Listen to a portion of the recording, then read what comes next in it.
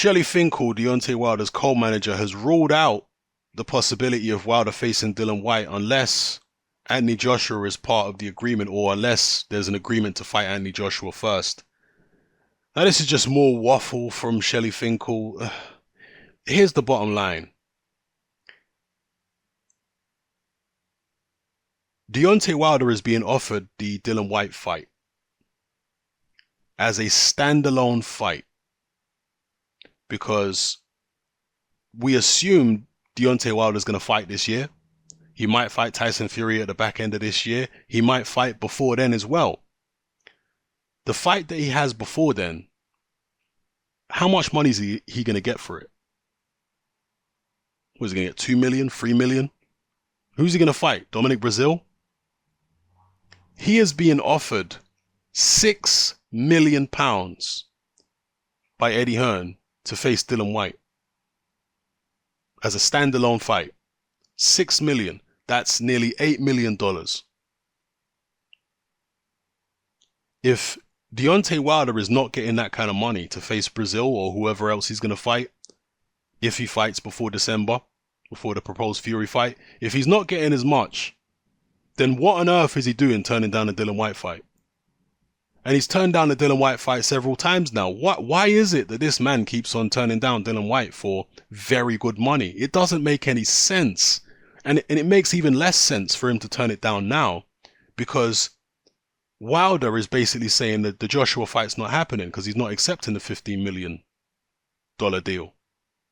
So if the Joshua fight's not happening, then why not take on Dillian Whyte in a standalone voluntary defense of your title for $8 million? Why not? Because you don't think that the Joshua fight's going to happen anyway. So why not take the $8 million? You know, you think Dillian Whyte is such an easy fight. We'll take the $8 million. What's wrong with you? I tell you what's wrong with him. Deontay Wilder is an emotional, irrational, uneducated hillbilly. Hashtag Barn Squad. Not Bomb Squad, Barn Squad. All right? Now, he's a fantastic fighter, Deontay Wilder. I rate him as a fighter. I think he's a very dangerous man. I think he's one of the most prolific punchers I've ever seen in the heavyweight division. He's got a tremendous right hand. But as a businessman at the negotiating table, his decisions continue to baffle. There's no place, if you're a businessman, for emotionalism if you want to make the right deals and make the right money. There's no place for emotionalism. But that's what we see from Deontay Wilder, turning down career-high paydays. Remember, Eddie Hearn gets no options on Wilder if he beats Dillian Whyte. So Wilder can just come in. If he's able to beat Whyte, he beats Dillian Whyte, takes the $8 million, and goes and does what he wants. Fights Fury, does whatever he wants. He just takes Eddie Hearn's money, takes his $8 million. Thank you very much. Why wouldn't you do that? Well, he says he doesn't like Eddie Hearn. All this emotionalism is just silly. It don't matter whether you like someone or whether you don't like them. If they're offering you a good deal for a one-off fight for $8 million and you think the opponent they're offering you is an easy touch, then you take the fight. It's as simple as that. It's just that simple. You'd have to be mad not to take it and fight, you know, Brazil or whoever instead for a quarter of the money or half the money. Where's the sense in that? Or where's the sense in this little head? I mean, maybe I'm being unfair. Maybe there's other stuff going on behind the scenes. Maybe Deontay Wilder's not allowed to take the fight. Maybe the business people behind him have precluded him from taking on Dillian Whyte. Politics often gets in the way of good fights in boxing. So maybe this is another case of that. But I would like somebody from the Deontay Wilder fan club, one of you guys out there, one of you intellectually challenged individuals, to explain to me why he would turn down $8 million to face Dillian Whyte. Why do that? Because he's basically not taking the Joshua fight for $15 million anyway. So, okay, forget about the Joshua fight for now. Fight Dillian Whyte for $8 million. Take Eddie Hearn's money. And then worry about who you're going to fight after that. Go fight Fury or whatever you're doing for the rest of the year. Because you're acting like the Joshua fight's not going to happen anyway. So why do you care if Joshua is attached to the Dillian Whyte agreement?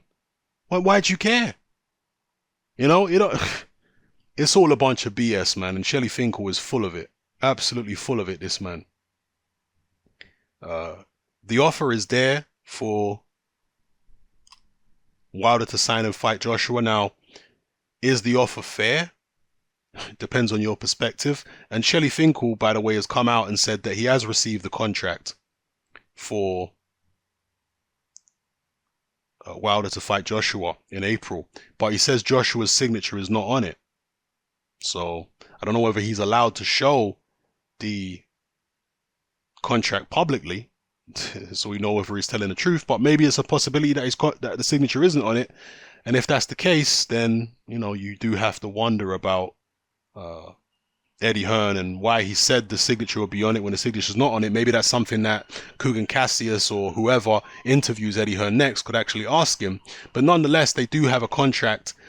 The fact that Joshua's signature is allegedly or apparently not on it is not the main sticking point for Team Wilder. Their main sticking point is the fact that it's 15 million when the fight is going to happen next April, and they think the fight is going to be much bigger by then. So 15 million is less than they believe they deserve. And also, they're not happy with the rematch situation, where there's only a rematch if Joshua loses. If Wilder loses, he gets no rematch. They're not happy with all this kind of stuff. And as I've mentioned before, Joshua and Hearn, to me at least, they appear to be very greedy. That's just the way it looks. They look like very greedy men. They're obviously protecting their investments. They're making sure that, yeah, if they lose the fight, they get to run it back, you know, to get a shot at getting back what they just lost. But if they manage to scrape through somehow against Wilder, they don't want to give Wilder a second opportunity. Or maybe they won't scrape through. Maybe they'll win the fight decisively. Who knows?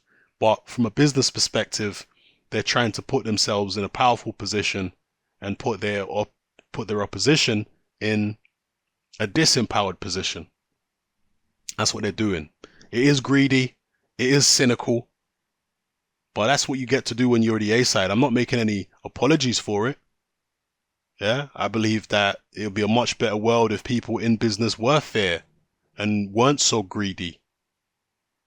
But unfortunately, that's not the case. And as I've said before, when you're dealing with someone like that, you know, someone greedy like Eddie Hearn and Joshua, you still, at the end of the day, have to take what's given to you if you want to progress and get to the next level in your career. You have to, because he's the one who's got all the belts. He's the one who's the pay-per-view star. He's the one who's selling out, 80,000 seat stadiums.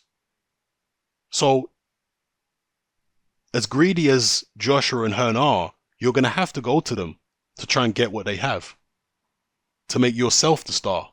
And in that process, you're going to have to take less money than you want. There's an old saying, you got to pay the cost to be the boss.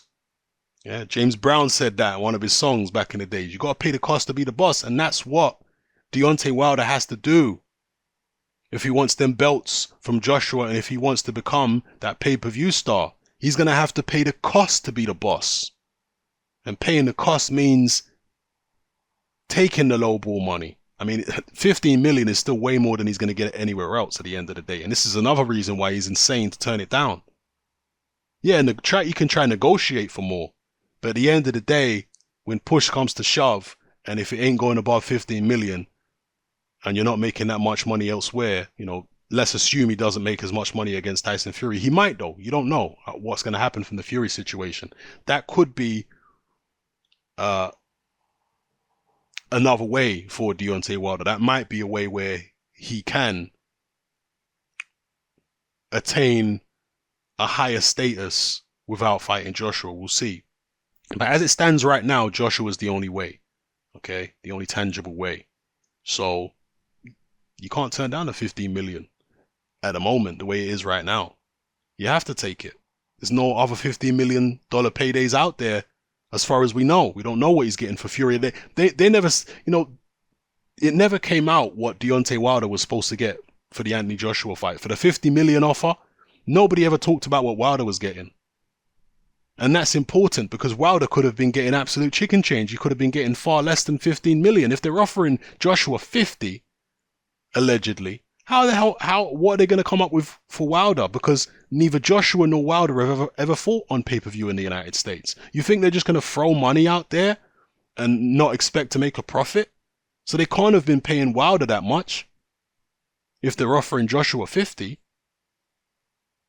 Or however much they were certainly offering Joshua a lot. They would have certainly been offering him more than Wilder would be getting.